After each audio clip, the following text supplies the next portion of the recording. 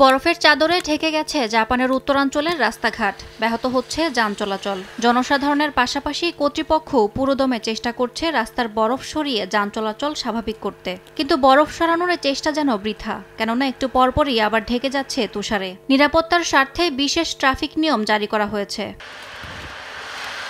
চলতি সপ্তাহের শুরু থেকেই জাপানের উত্তরাঞ্চলের বিভিন্ন জায়গায় চলছে তীব্র তুষারপাত। বৈরী আবহাওয়ায় বিপর্যস্ত হয়ে পড়েছে জনজীবন। পর্বতাবৃত নিগাতা অঞ্চলের সুনান শহরে ৩৬৭ সেন্টিমিটার পর্যন্ত বরফ জমেছে। সেখানকার বিদ্যুৎ সরবরাহ বন্ধ হওয়ার আশঙ্কার কথাও জানিয়েছে স্থানীয় প্রশাসন। এরই মধ্যে তুষার ধসের জরুরি সতর্কতা জারি করেছে আবহাওয়া বিভাগ।